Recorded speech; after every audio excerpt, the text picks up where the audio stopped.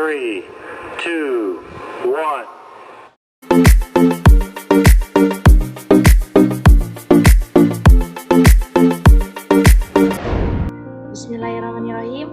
Assalamualaikum warahmatullahi wabarakatuh. Alhamdulillahirrabbilalamin. Wabihi nasta'inu ala umuri dunya waddin. Wassalatu wassalamu ala asrofil anbiya'i wal mursalin wa ala alihi wa sahbihi ajma'in. Amma ba'd. Pertama dan yang paling utama adalah kita panjatkan puja syukur kehadirat Allah yang Maha Kuasa. Dengan karunia-Nya kita diberi kesempatan untuk saling berbagi ilmu. Dan tak lupa, sholawat beserta salam semoga tercurah limpahkan kepada baginda alam, yakni Habibana wa Nabiyana Muhammad Sallallahu Alaihi Wasallam. Selanjutnya, pada pembahasan tentang tafsir ayat ahkam surat Al-Imran ayat 96 sampai 97 yang berjudul kewajiban haji. Sebelum kita simak pembahasan selanjutnya, alangkah baiknya kita dengarkan lantunan ayat suci Al-Quran surat Al-Imran ayat 96 sampai 97. A'udzu billahi minasy syaithanir rajim. Bismillahirrahmanirrahim. Inna awwala baitin wudi'a lin-nasi lalladzi bi Bakkata mubarakan wa hudan lil 'alamin.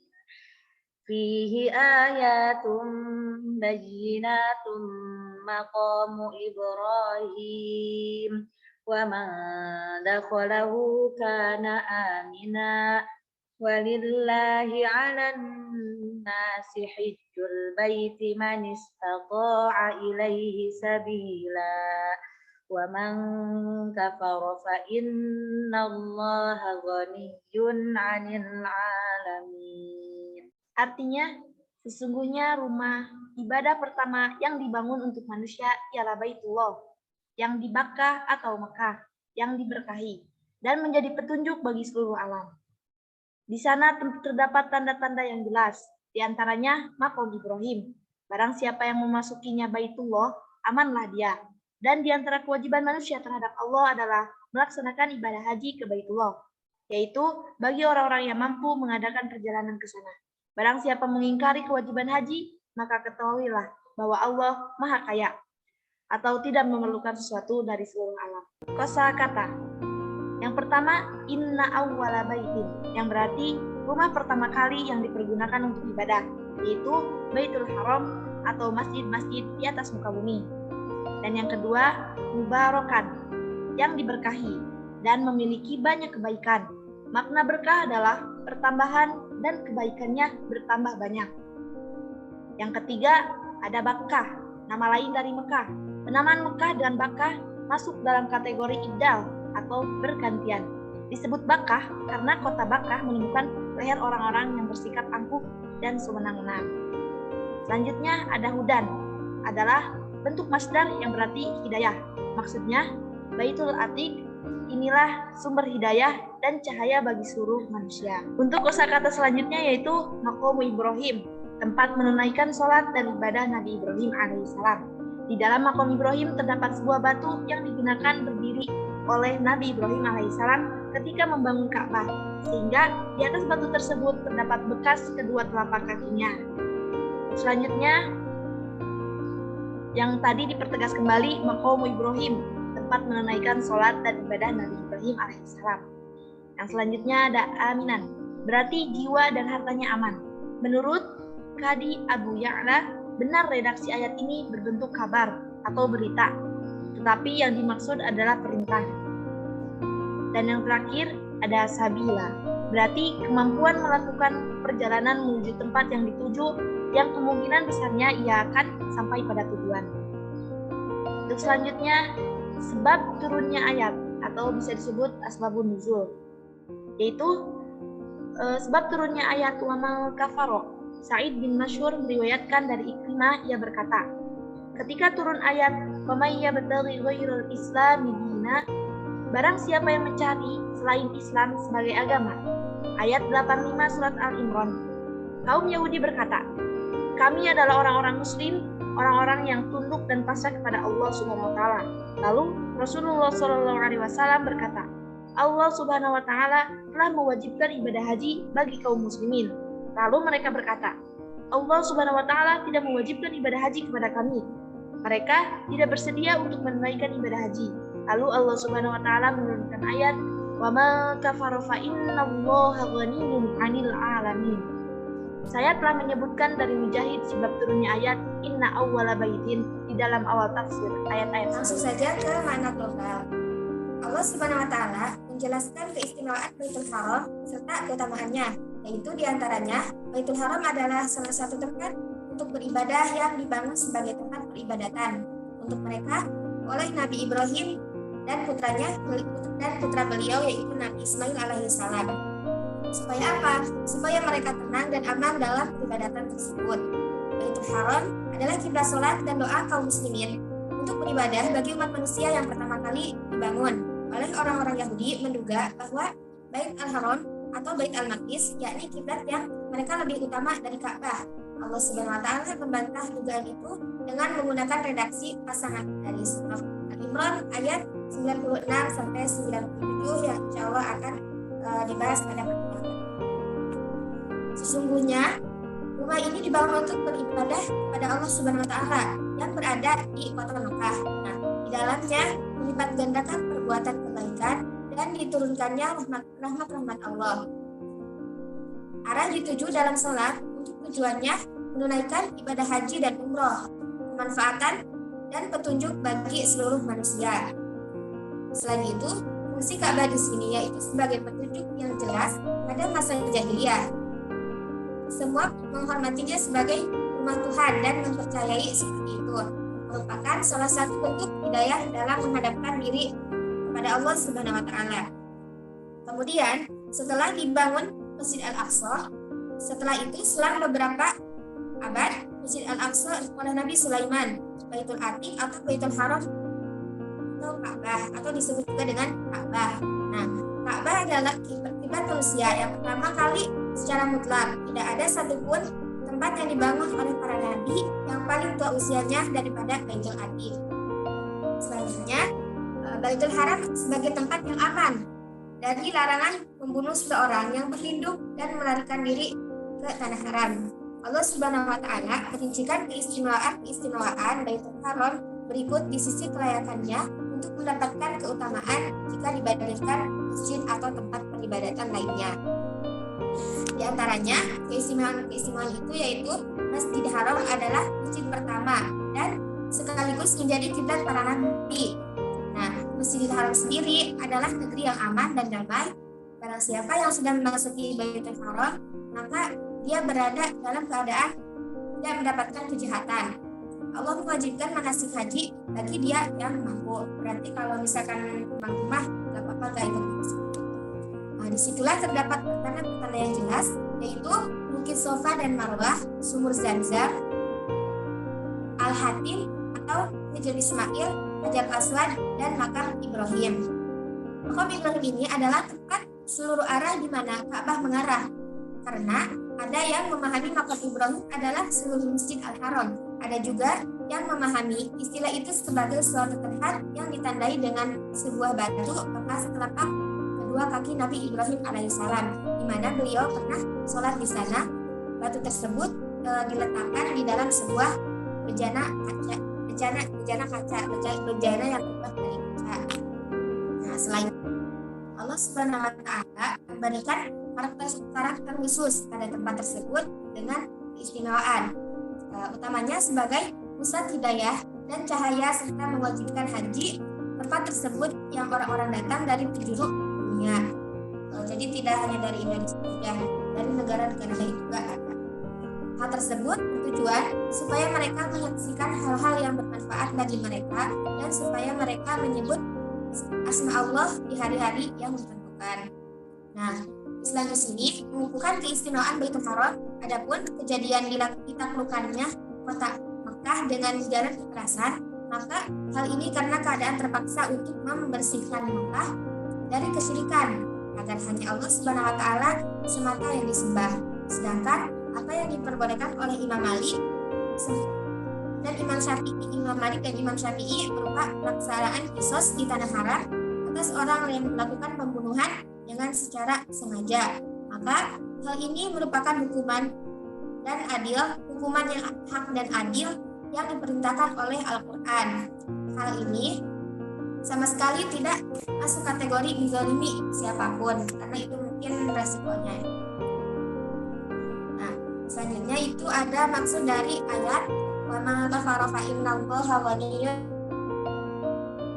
'anil 'alamin. Nah, maksud ayat di sini adalah barang siapa yang mengingkari Baitul Haram adalah rumah ibadah yang pertama didirikan berdasarkan apa yang diriwayatkan oleh Ad-Dahab di dalam sebuah ayat bahwa ketika ayat kewajiban haji turun, Rasulullah SAW mengumpulkan pemeluk 6 agama, yaitu kaum muslimin, Yahudi, Nasrani, Sabi'in, dan kaum musyrikin dan kaum Majusi. Lalu beliau berkata, seperti yang diriwayatkan oleh Imam Ahmad, Muslim dan An-Nasai, sesungguhnya Allah Subhanahu wa taala telah mewajibkan kalian ibadah haji, maka berhajilah kalian. Nah, setelah itu kaum muslimin mengimani perintah ini, sedangkan kaum yang lainnya mengingkarinya. Setelah mereka berkata, kami tidak mau mengimaninya dan kami tidak mau mengerjakan sholat dan haji. Jadi yang mengerjakan sholat dan haji itu hanya Baik, saya akan melanjutkan penjelasan dari teman saya. Sekarang saya akan menjelaskan tentang kandungan hukum. Yang pertama, tindakan kriminal di Masjidil Haram. Nah, para ahli fikih bersepakat bahwa siapapun itu yang melakukan kriminal di Masjidil Haram, maka dia harus dikisos. Baik itu pembunuhan ataupun bukan pembunuhan.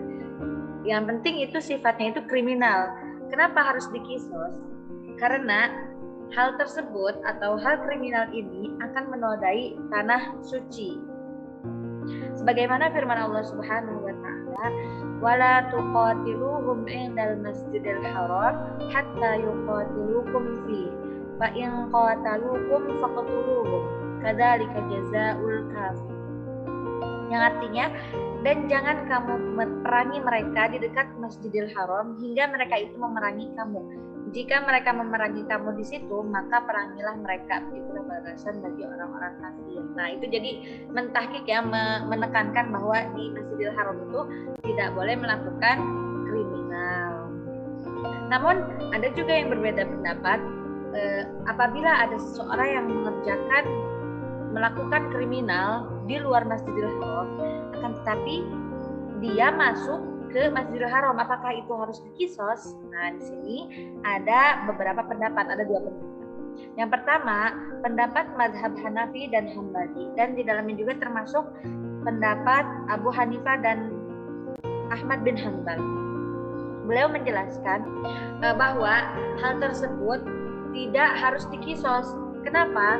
Karena ada yang menjelaskan barang siapa yang sudah masuk ke tanah haram, ke Masjidil Haram, itu harus dilindungi. Nah, itu menurut pendapat beliau.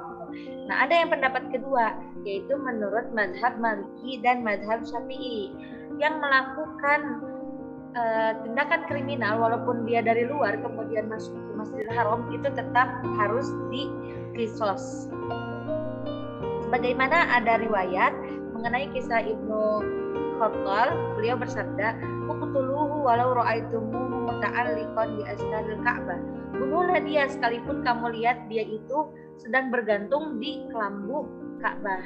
Jadi kalau menurut pendapat yang kedua itu harus dikisos. Oke, selanjutnya yang kedua, hukum haji bagi orang miskin dan hamba sahaya. Orang miskin tidak diwajibkan untuk menunaikan haji, yaitu dia karena kan haji itu bagi dia yang mampu ya. Nah, orang miskin ini dia tidak diwajibkan haji. Seianya nanti dia udah punya harta, maka hukum wajib hajinya ini tuh gugur. Ini buat orang miskin ya. Nah, beda dengan hamba sahaya. Kalau hamba sahaya, hukum hajinya itu adalah sunnah. Hajinya itu wajib, hukumnya sunnah menurut Abu Hanifah ya. dan dia wajib haji lagi apabila dia sudah dimerdekakan. Jadi beda ya, kalau orang miskin dia walaupun sudah punya harta dan mampu untuk pergi haji, dia tidak diwajibkan, gugur kewajiban hajinya. Kalau hamba sahaya, kalau dia sudah dimerdekakan, maka harus haji lagi. Selanjutnya, yang ketiga, apakah mahram menjadi syarat haji bagi perempuan? Nah, di sini ada beberapa pendapat ya. Sebagian fuqaha berpendapat bahwa mahram adalah salah satu syarat haji bagi perempuan. Namun, Imam Syafi'i berpendapat bahwa seorang perempuan tidak wajib mempunyai mahram untuk melaksanakan haji. Yang penting seorang perempuan itu terjaga. Terus selanjutnya, keempat, apa saja syarat-syarat wajib haji itu? Nah, mungkin Antuna juga udah tahu ya syarat-syarat wajib haji itu apa aja, udah belajar dari SMP, SMA. Di sini saya akan menyebutkan lagi. Yang pertama itu ada sehat. Yang pertama ada Islam, yang kedua sehat, yang ketiga balik, yang keempat mampu, yang kelima adanya mahram bagi seorang perempuan. Tapi itu ikhtilaf ya, terserah gitu. Kalau ikhtilaf tidak bisa membenarkan antara satu dan yang lainnya. Yang keenam tidak ada gangguan dalam artian aman. Nah, selanjutnya yang kelima bahwa haji itu seumur hidup satu kali, jadi nggak berulang-ulang kali, karena di dalam ayat tersebut tidak dijelaskan untuk melaksanakan haji berulang-ulang kali. Gitu. Jadi hanya satu kali saja dalam seumur hidup.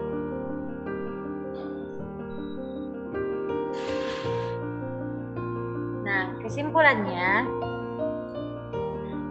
Baitul Haram adalah rumah untuk beribadah bagi umat manusia yang pertama kali dibangun. Sungguhnya rumah ini dibangun untuk beribadah kepada Allah Subhanahu wa taala yang berada di dalamnya, melipat gandakan perbuatan kebaikan dan diturunkannya rahmat. Mulia banget ya di Mekah ini. Semoga kita mendapatkan rezeki ya untuk pergi ke Mekah, ke Baitullah. Di dalamnya melipat gandakan perbuatan kebaikan dan diturunkannya rahmat dan arah dituju dalam sholat, dan tujuannya untuk menunaikan ibadah haji dan umroh, kemanfaatan dan petunjuk bagi seluruh manusia. Mungkin itu saja yang bisa kami sampaikan.